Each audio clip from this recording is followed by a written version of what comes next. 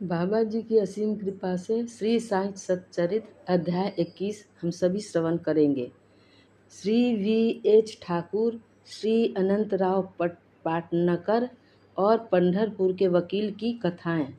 इस अध्याय में हेमाड पंत ने श्री विनायक हरिश्चंद्र ठाकुर बी.ए., श्री अनंतराव पाटनकर, पुणे निवासी तथा पंढरपुर के एक वकील की कथाओं का वर्णन किया है।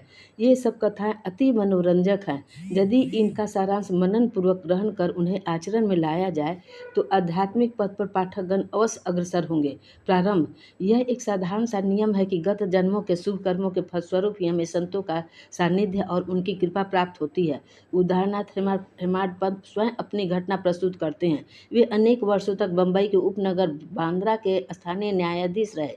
पीर मौलाना नामक एक मुस्लिम संत भी वहीं निवास करते थे। उनके दर्शनार्थ अनेक हिंदू, पारसी और अन्य धर्मावलंबी वहां जाया करते थे। उनके मुजावर पुजारी ने हेमाड पंत से भी उनका दर्शन करने के लिए बहुत आग्रह किया, परंतु किसी न किसी कारणवश उनकी भेंट उनसे न हो सकी। अनेक वर्षों के उपरांत जब उनका शुभ काल आया तब वे शिरडी पहुंचे और बाबा के दरबार में जाकर अस्थायी रूप से सम्मिलित हो गए। भाग्यहीनों को संत समागम की प्राप्ति कैसे हो सकती है? केवल वे ही सौभाग्यशाली हैं जिन्हें ऐसा अवसर प्राप्त हो। संतों द्वारा लोक शिक्षा का कार्य चिरकाल से ही इस विश्व में संपादित होता आया। अनेक संत भिन्न भिन्न स्थानों पर किसी निश्चित उद्देश्य की पूर्ति के लिए स्वयं प्रकट होते हैं। यद्यपि उनका कार्यस्थल भिन्न होता है, परंतु वे सब पूर्णतः एक ही हैं। वे सब उस सर्वशक्तिमान परमेश्वर की संचालन शक्ति के अंतर्गत एक ही लहर में कार्य करते हैं और उन्हें प्रत्येक के कार्य का परस्पर ज्ञान रहता है और आवश्यकता अनुसार वे परस्पर पूर्ति भी करते हैं, जो निम्नलिखित घटना द्वारा स्पष्ट है। श्री वी.एच. ठाकुर बी.ए. रेवेन्यू विभाग में एक कर्मचारी थे। वे एक समय भूमि मापक दल के साथ कार्य करते हुए बेलगांव के समीप बड़गांव नामक ग्राम में पहुंचे। वहां उन्होंने एक कानड़ी संत पुरुष अप्पा के दर्शन कर उनकी चरण वंदना की। वे अपने भक्तों को निश्चलदास कृत विचार सागर नामक ग्रंथ, जो वेदांत के विषय में है, का भावार्थ समझा रहे थे। जब श्री ठाकुर उनसे विदाई लेने लगे तो उन्होंने कहा, तुम्हें इस ग्रंथ का अध्ययन अवश्य करना चाहिए और ऐसा करने से तुम्हारी इच्छाएं पूर्ण हो जाएंगी तथा जब कालांतर में तुम उत्तर दिशा में जाओगे तो सौभाग्यवश तुम्हारी एक महान संत से भेंट होगी, जो मार्ग प्रदर्शन कर तुम्हारे हृदय को शांति और सुख प्रदान करेंगे। बाद में उनका स्थानांतरण जुन्नर को हो गया, जहाँ की नाने घाट पार कर के जाना पड़ता था।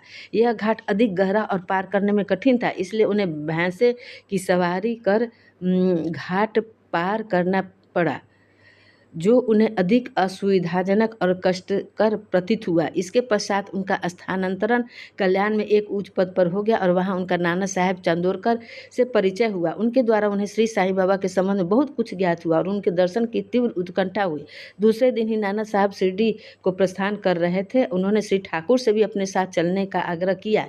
ठाणे के दीवानी न्यायालय में एक मुकदमे के संबंध में उनकी उपस्थिति आवश्यक होने के कारण वे उनके साथ न जा सके। इस कारण नाना साहब अकेले ही रवाना हो गए। ठाणे पहुंचने पर मुकदमे की तारीख आगे के लिए बढ़ गई, इसलिए उन्हें नाना साहब के साथ न देने पर पश्चाताप हुआ और फिर वे शिरडी पहुंचे। तब वहां उन्हें ज्ञात हुआ कि नाना साहब पिछले दिन ही यहाँ से चले गए हैं। वे अपने कुछ मित्रों के साथ, जो उन्हें वहीं मिल गए थे, श्री साईं बाबा के दर्शन को गए। उन्होंने बाबा के दर्शन किया और उनके चरण कमलों की आराधना कर अत्यंत हर्षित हुए। उन्हें रोमांच हो आया, उनकी आंखों से अश्रु धाराएं प्रवाहित होने लगी। त्रिकालदर्शी बाबा ने उनसे कहा, इस स्थान का मार्ग इतना सुगम नहीं जितना कि कानड़ी संत अप्पा के उपदेश या नाने घाट पर भैंसे की सवारी थी। आध्यात्मिक पथ पर चलने के लिए तुम्हें घोर परिश्रम करना पड़ेगा, क्योंकि वह अत्यंत कठिन पथ है। जब श्री ठाकुर ने सारा भृत शब्द सुने, जिनका अर्थ उनके अतिरिक्त और कोई न जानता था, तो उनके हर्ष का पारावार न रहा और उन्हें कानड़ी संत के वचनों की स्मृति हो आई। तब उन्होंने दोनों हाथ जोड़कर बाबा के चरणों पर अपना मस्तक रखा और उनसे प्रार्थना की कि प्रभु मुझ पर कृपा करो और इस अनाथ को अपने चरण कमलों की शीतल छाया में स्थान दो। तब बाबा बोले, जो कुछ अप्पा ने कहा वह सत्य था, उसका अभ्यास कर उसके अनुसार ही तुम्हें आचरण करना चाहिए। व्यर्थ बैठने से कुछ लाभ न होगा। जो कुछ तुम पठन करते हो उसको आचरण में भी लाओ, अन्यथा उसका उपयोग ही क्या। गुरु कृपा के बिना ग्रंथावलोकन तथा आत्मानुभूति निरर्थक ही है। श्री ठाकुर ने अभी तक केवल विचार सागर ग्रंथ में सैद्धांतिक प्रकरण ही पढ़ा था, परंतु उसकी प्रत्यक्ष व्यवहार प्रणाली तो उन्हें शिरडी में ही ज्ञात हुई। एक दूसरी कथा भी सत्य का और अधिक सशक्त प्रमाण है। श्री अनंतराव पाटनकर, पूना के एक महाशय श्री अनंतराव पाटनकर श्री साईं बाबा के दर्शन के इच्छुक थे। इन्होंने शिरडी आकर बाबा के दर्शन किए। दर्शन से उनके नेत्र शीतल हो गए और वे अति प्रसन्न हुए। उन्होंने बाबा के श्री चरण छुए और यथायोग पूजन करने के उपरांत बोले, मैंने बहुत कुछ पठन किया, वेद वेदांत उपनिषदों का भी अध्ययन किया तथा अन्य पुराण भी श्रवण किए, फिर भी मुझे शांति न मिल सकी, इसलिए मेरा पठन व्यर्थ ही सिद्ध हुआ। एक निरा अज्ञानी भक्त मुझसे कहीं श्रेष्ठ है। जब तक मन को शांति नहीं मिलती तब तक ग्रंथावलोकन व्यर्थ ही है। मैंने ऐसा सुना है कि आप केवल अपनी दृष्टि मात्र से और विनोदपूर्ण वचनों द्वारा दूसरों के मन को सरलतापूर्वक शांति प्रदान कर देते हैं। यही सुनकर मैं भी यहाँ आया हूँ। कृपा कर मुझे दास को भी आशीर्वाद दीजिए। तब बाबा ने निम्नलिखित कथा कही। घोड़ी की लीद के 9 गोले, नवद्धा भक्ति। एक समय एक सौदागर यहाँ आया, उसके सम्मुख ही एक घोड़ी ने लीद की।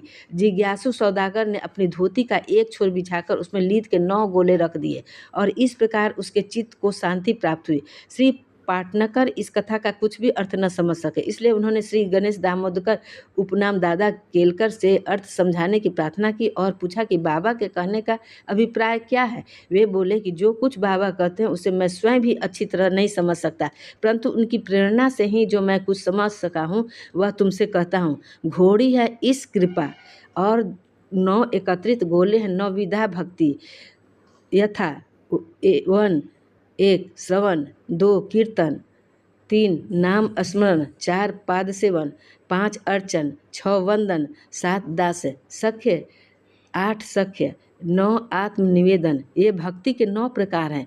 इनमें से यदि एक को भी सत्यता से कार्य रूप में लाया जाए तो भगवान श्री हरि अति प्रसन्न होकर भक्त के घर प्रकट हो जाएंगे। समस्त साधनाएं अर्थात जप तप योगाभ्यास तथा वेदों के पठन पाठन में जब तक भक्ति का संपुट न हो बिल्कुल शुष्क ही है। वेद ज्ञानी या ब्रह्म ज्ञानी की कृति भक्ति भाव के अभाव में निरर्थक है। आवश्यकता है कि केवल पूर्ण भक्ति की अपने को भी उसी सौदागर के समान ही जानकर अव्याग्रता और उत्सुकता पूर्वक सत्य को खोज कर 9 प्रकार की भक्ति को प्राप्त करो, तब कहीं तुम्हें दृढ़ता तथा मानसिक शांति प्राप्ति होगी। दूसरे दिन जब श्री पाटनकर बाबा को प्रणाम करने गए तो बाबा ने पूछा कि क्या तुमने लीद के 9 गोले एकत्रित किए।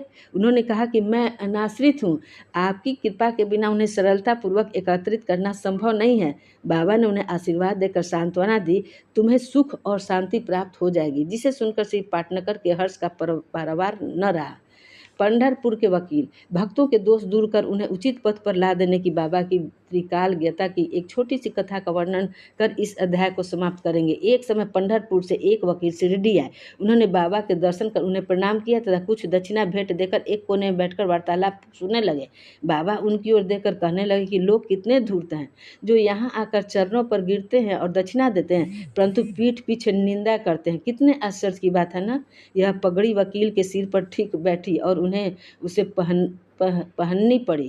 कोई भी इन शब्दों का अर्थ न समझ सका, परंतु वकील साहब इसका गूढ़ार्थ समझ गए। फिर भी वे सिर झुकाकर बैठे ही रहे। वाड़े लौटकर वकील साहब ने काका साहब दीक्षित को बतलाया कि बाबा ने जो कुछ उदाहरण दिया वह मेरी ही ओर लक्ष्य कर कहा गया था, वह सत्य है। वह केवल चेतावनी ही थी कि मुझे किसी की निंदा नहीं करनी चाहिए। एक समय जब उप न्यायाधीश श्री नुलकर स्वास्थ्य लाभ करने के लिए पंढरपुर से शिरडी आकर ठहरे तो बार रूम में उनके संबंध में चर्चा हो रही थी। विवाद का विषय था कि जिस व्याधि से उप न्यायाधीश अस्वस्थ हैं, क्या बिना औषधि सेवन किए केवल साईं बाबा की शरण में जाने से ही उनसे छुटकारा पाना संभव है, और क्या श्री नुलकर सदृश एक शिक्षित व्यक्ति को इस मार्ग का अवलंबन करना उचित है। उसी समय श्री नुलकर का और साथ ही साथ श्री साईं बाबा का भी बहुत उपहास किया गया।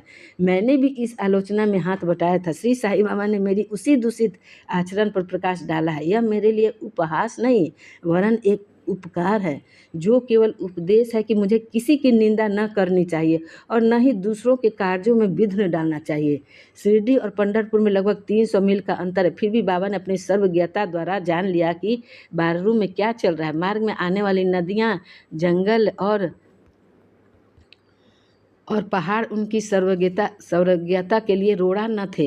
वे सबके हृदय की गुहा बात जान लेते थे और उनसे कुछ छिपा न था।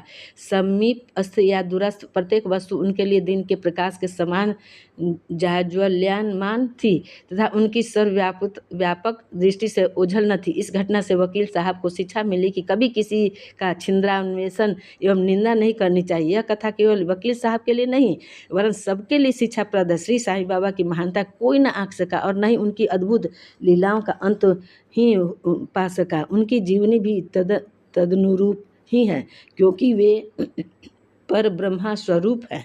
श्री सद्गुरु साईनाथार्पणमस्तु। शुभवतु। अध्याय 21 समाप्त हुआ।